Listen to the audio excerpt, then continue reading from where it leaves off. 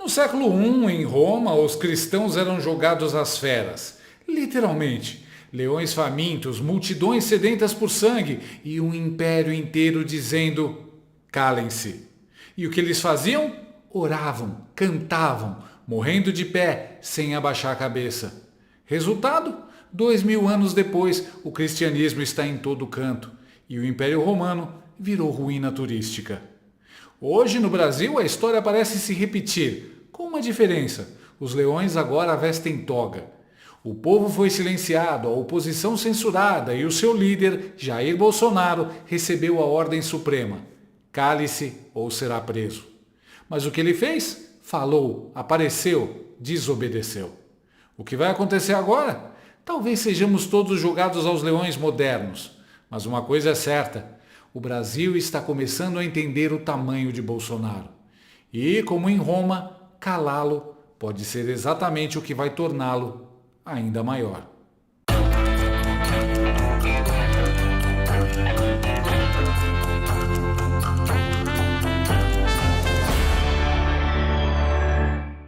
Você piscou e Alexandre o Grande foi além. Sim, além de querer ser juiz, vítima, promotor, xerife, cartorário, pastor evangélico e até o bom velhinho que decide quem foi malvado, agora ele resolveu ser o síndico da sua língua.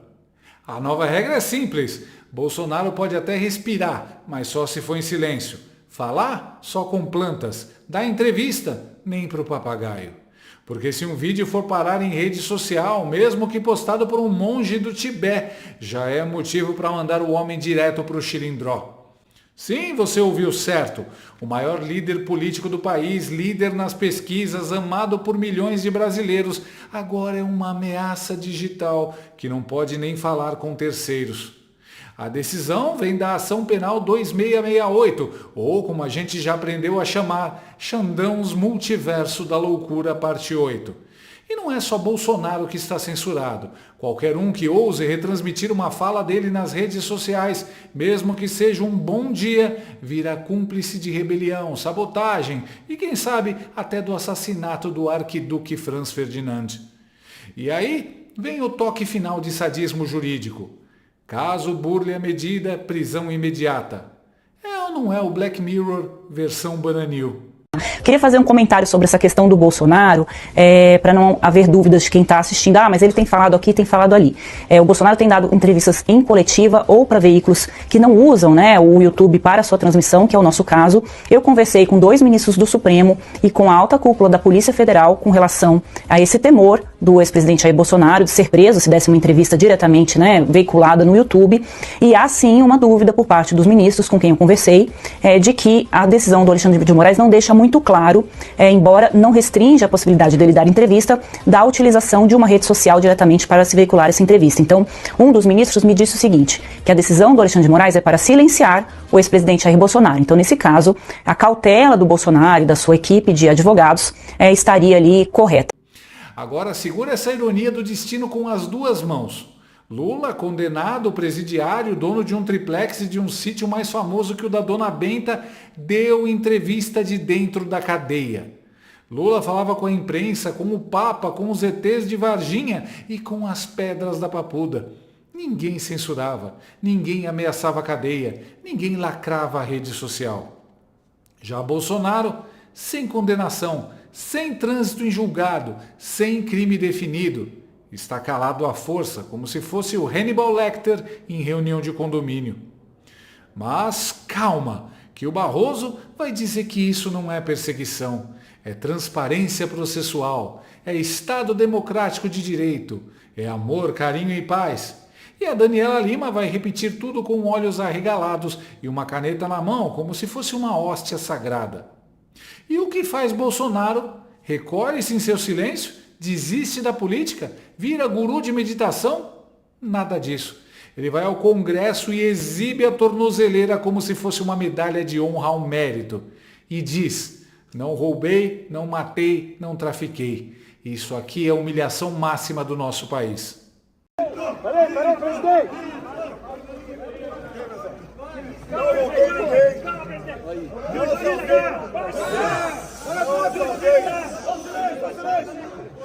Não roubei os cofres públicos. Isso aí. Não desviei recurso público. Tira o celular aí, não matei ninguém. Não trafiquei ninguém. Isso aqui é o símbolo da máxima humilhação da sua humilhação aqui. Uma pessoa inocente. Calma, galera. Ó silêncio! Ó silêncio! O que estão fazendo com ele, presidente da República? Nós vamos enfrentar a pandemia toda. O que vale para mim é a lei de Deus. Essa tornozeleira é a libertação do Brasil. E tá errado? Não, tá certíssimo. A imagem corre o mundo, queima o filme do STF e transforma Chandecir no novo meme global. O censor de toga que não prende criminoso, mas prende a língua da oposição. Enquanto isso, o mundo observa e ri, ou se assusta. O apoio internacional chegou antes da Folha conseguir inventar alguma fake news. O primeiro-ministro da Hungria postou: você pode colocar uma tornozeleira num homem, mas não na vontade de uma nação. Já imaginou o que acontece se Trump vê essa cena e resolve acelerar a tarifa de 50%? Aliás, imagina só essa mensagem chegando na Casa Branca. Bolsonaro foi preso porque mostrou a tornozeleira para um jornalista.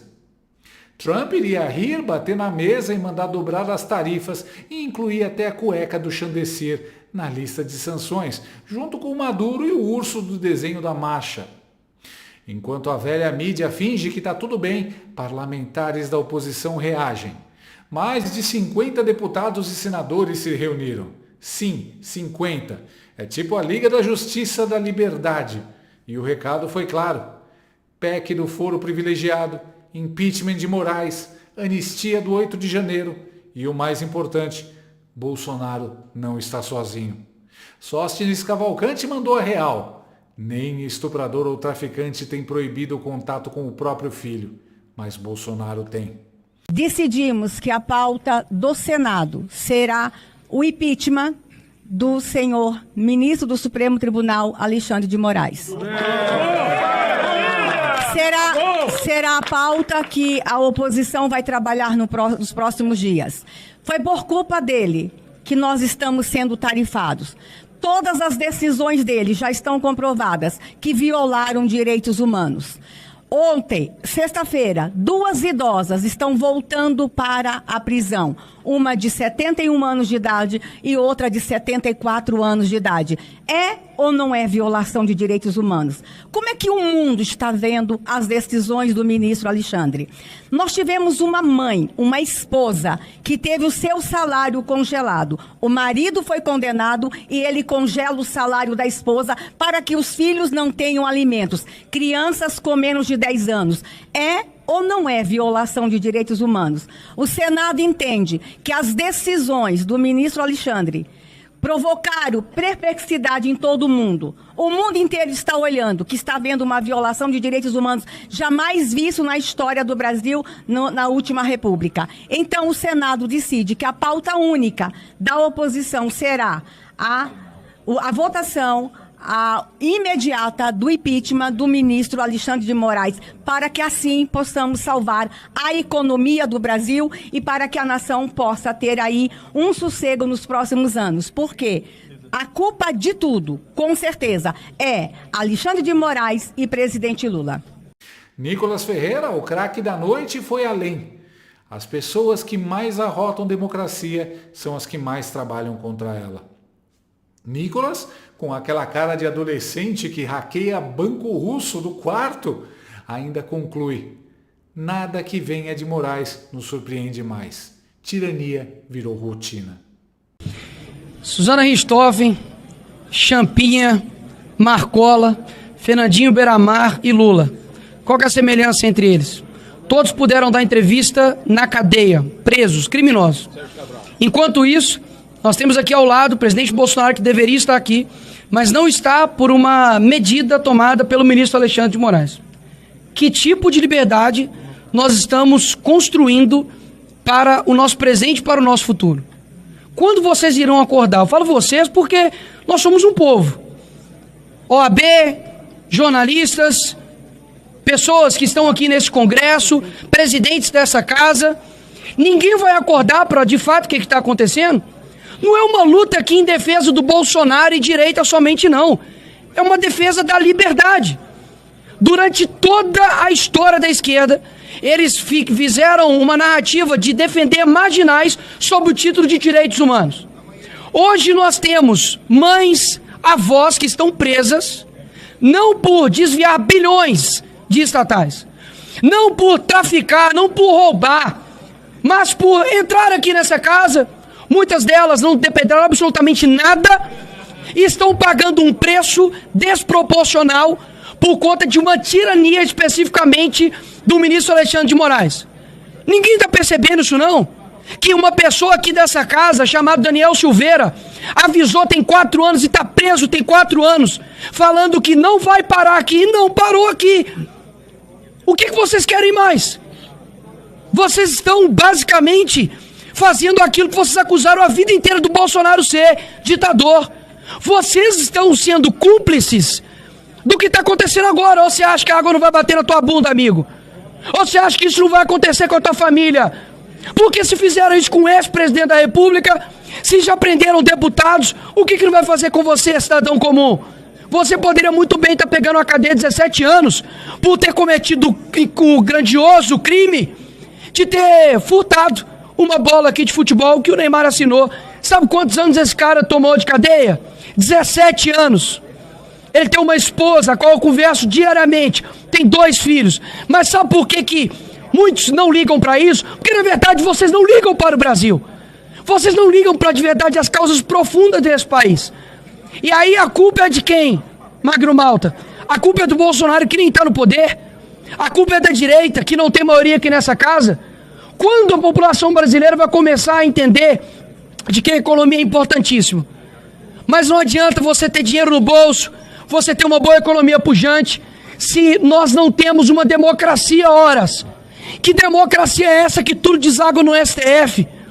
Ministro Flávio Dino estava decidindo sobre contrato de cemitério. Ministro Alexandre de Moraes foi que mais tomou decisões monocráticas. Ele está em primeiro lugar. Ele tem o dobro de decisões monocráticas do que o segundo lugar. E isso se respeita ao quê? A quem votou somente em Bolsonaro? Claro que não. Isso se respeita a quem tem um mínimo de senso, um mínimo de caráter. O que está bom aí no Brasil, amigo? O que nesse país aqui você pode falar, meus parabéns, Lula, está ótimo. Esse canalha que deveria estar preso simplesmente enganou pessoas de baixa renda, pessoas carentes, prometendo milhares de coisas e agora está entregando um Brasil mais quebrado do que na pandemia. E aí?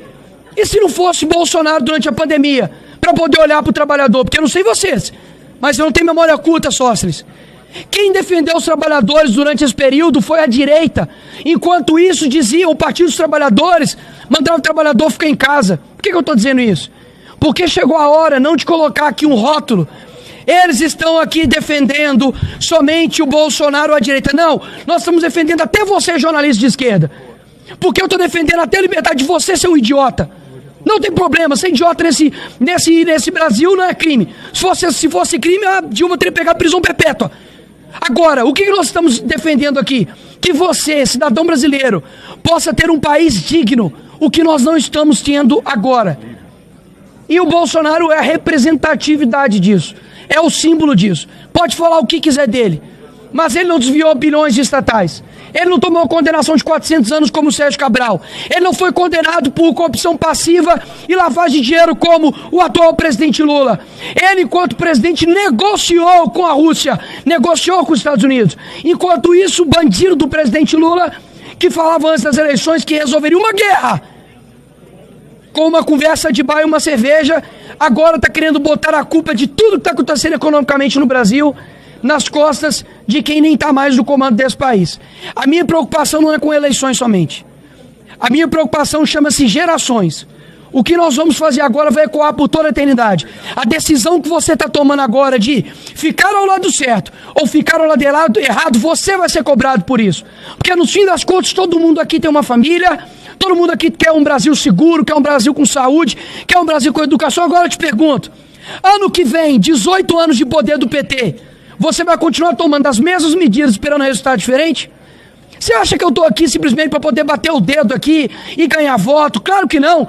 Todo mundo aqui tá por algo maior do que ele mesmo. Todo mundo aqui tá com um processo nas costas, pode ser preso, não por corrupção, não por rachadinha, não por desviar milhões de reais, mas por falar a verdade. E aí, eu pergunto, qual que vai ser a decisão da população brasileira? Ficar amedrontado de não ir para as ruas ou enfrentar um covarde? Ele não tem legitimidade. Quem tem legitimidade, quem teve voto foi essa casa. Ou seja, nas próximas semanas, eu confesso que a nossa intenção é realmente elevar o nível desse jogo. Não vou falar como, mas é elevar o nível desse jogo, porque é muito fácil. Nós, como jogadores, fazer o gol e quando o jogo acaba, vem o juiz sem um voto e fala que o jogo acabou e, na verdade, o outro time que ganhou. É muito fácil governar dessa forma, diluindo, extinguindo a oposição. Que o Brasil hoje entenda que o que a gente vai fazer agora vai definir os próximos 20, 30 anos do nosso país chamado Brasil. E aqui eu falo por mim, pelas crianças, pelos adolescentes, por muitos que saíram às ruas no Brasil para poder tirar uma também que fazia parte desse consórcio, que está com seu coração verde e amarelo e não desistiu desse Brasil, porque o Brasil não é deles, esse Brasil é nosso. Valeu, Bolsonaro já está preso, sem voz, sem liberdade, humilhado sem ter um crime julgado ou comprovado. Deixar de falar seria concordar com esse regime. Ele falou. Bolsonaro foi para o all-in. Faltam 11 dias para entrar a tarifa de 50% do Trump. Xandão tem duas opções. Ignorar e passar de bundão ou prender e quintuplicar a aposta. Veremos. Bolsonaro sabe que irá preso e não se importa mais com isso. Na prática ele já está preso. Tem que escalar mesmo. A tara que Xandecir tem por Bolsonaro vai transformar ele oficialmente em mártir. Aí não tem volta. Aí é ladeira abaixo, tarifa acima e hashtag FreeBolsonaro viralizando até no TikTok da Janja. Aliás, não são só as redes sociais que já estão se levantando a favor do homem. As pessoas acordaram e estão indo para as ruas.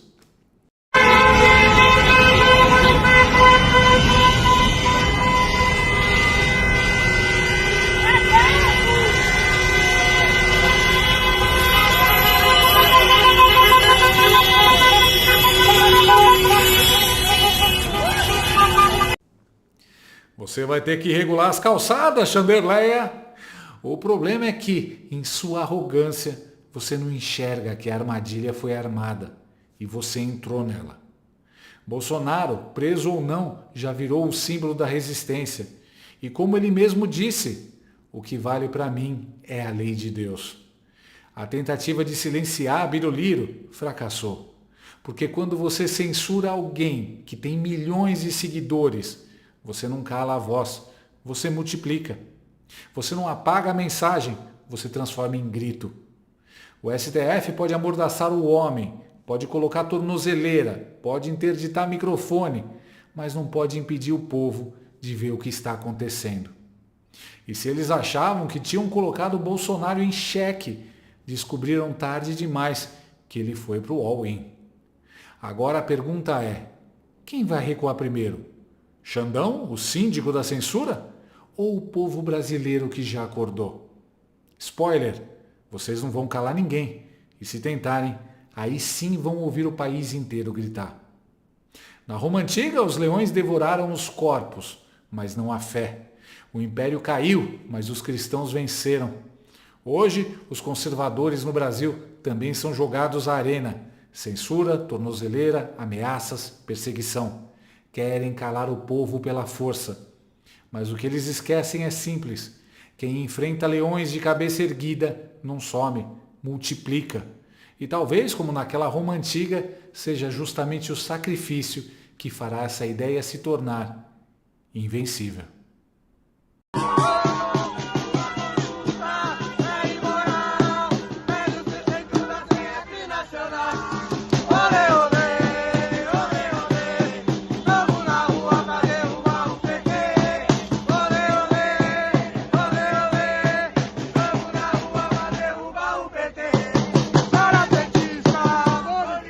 Gostou desse vídeo? Então inscreva-se no canal, comente, curta e compartilhe com seus amigos. Não gostou? Compartilhe com seus inimigos. Até o próximo vídeo, se o mundo não acabar antes. Por hoje é só.